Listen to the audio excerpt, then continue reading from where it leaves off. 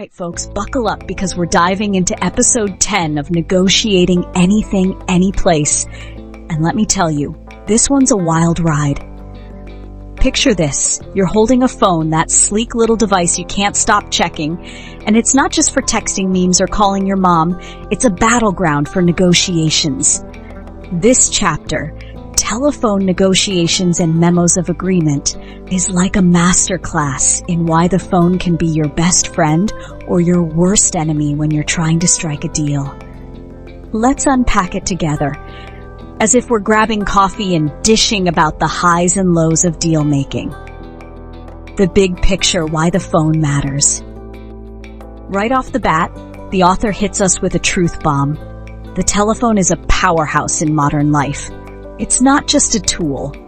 It's a force that can make or break millions of dollars, spark misunderstandings, or even pull someone off a ledge with its insistent ring. But here's the kicker. Most of us don't stop to think about how to use it strategically. This chapter lays out why phone negotiations are a different beast compared to face-to-face talks, and it's got me reflecting on every awkward call I've ever had. The author breaks it down into 6 key characteristics, and each one feels like a wake-up call. First, there's more misunderstanding because you can't see the other person's face. Ever thought someone was mad at you on the phone, only to realize they were just distracted? Yep, no visual cues mean we're guessing at tones, and that's a recipe for confusion. Then it's easier to say no. Someone can shut you down with a quick, "I'm busy, bye," without the guilt of seeing your pleading eyes. Phone talks are quicker too, which sounds great until you realize it leaves less time to build rapport. They're more competitive, leaning toward win-lose outcomes because you're not sharing coffee and smiles. There's greater risk.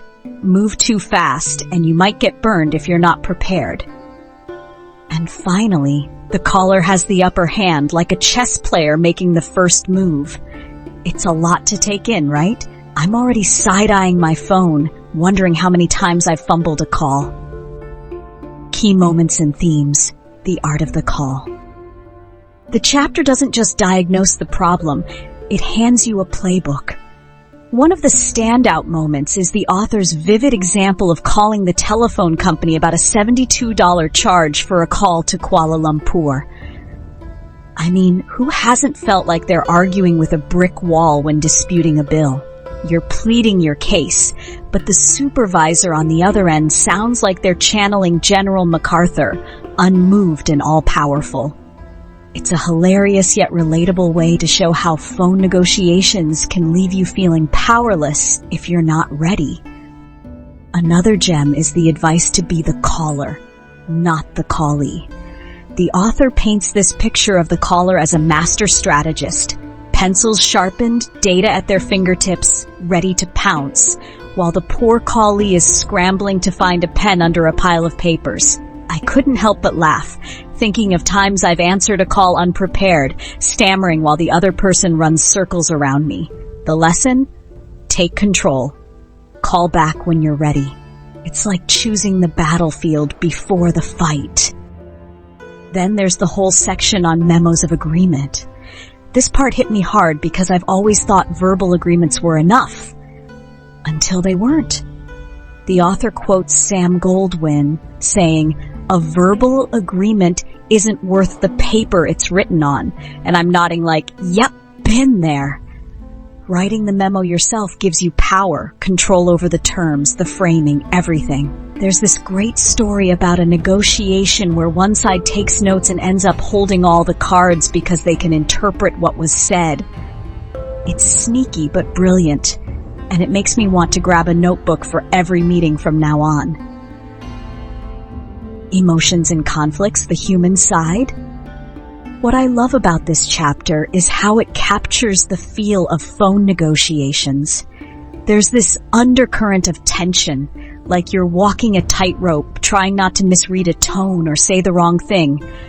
The author talks about the frustration of dealing with a faceless bureaucracy, hello, telephone company, and the anxiety of being caught off guard by an unexpected call. It's so human.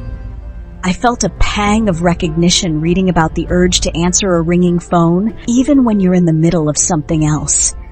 It's like the phone has this hypnotic pull, and the author nails that emotional tug. There's also a subtle conflict between power and vulnerability. If you're the caller, you're in the driver's seat, but as the callee, you're exposed, fumbling to keep up. The chapter doesn't shy away from the competitive edge of negotiations either. Phone calls can feel like a duel, where one side's trying to win at the other's expense. But the author offers hope. With preparation and strategy, you can flip the script and come out on top. You, the negotiator. Okay, there aren't characters in the traditional sense here, but the chapter's really about you, the reader, growing into a savvier negotiator. It's like the author's your coach, nudging you to step up your game. You start off as someone who might pick up the phone without thinking, but by the end, you're plotting your calls like a chess grandmaster. The tips, like planning your call, listening actively, or even hanging up on yourself, genius move by the way, are all about building confidence and control. I'm already imagining myself pausing dramatically during a call just to see what the other person spills. My take why this hits home. Look, I'll be honest. This chapter made me rethink every phone call I've ever made. It's not just about negotiations. It's about owning your power in any conversation. The author's conversational style with those witty asides, Soviet slicker, I'm stealing that, makes it feel like they're sitting across from you, spilling trade secrets.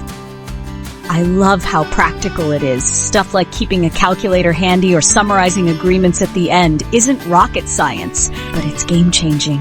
My only gripe?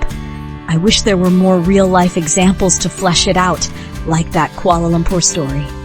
Still, it's got me itching to try these tactics next time I'm haggling over a bill or planning something. Takeaways: your phone, your power. So what's the big lesson here? The phone's a tool, but it's only as good as the person wielding it. Be prepared, take the lead, and don't skip the memo, because words vanish, but paper lasts. This chapter's a reminder that every call is a chance to negotiate smarter, whether you're closing a deal or just convincing your friend to pick the restaurant. It's got me pumped to approach my next call with a plan, not just a prayer. What do you all think? Have you ever been blindsided by a phone negotiation gone wrong? Or maybe you've got a trick up your sleeve that's worked like a charm? Let's keep this conversation going, because I'm all ears. Or, well, all eyes, since we're not on the phone. Ever wished a book could change your life? Well, you're in the right place. Welcome to Bookpecker, where we peck into the pages of the most insightful books on financial freedom, personal growth, and beyond. I break down must-reads, share real takeaways, and help you unlock knowledge without the fluff. Expect honest reviews, practical lessons, and maybe a surprise or two along the way. So, if you love books and want to grow, subscribe now and let's explore together.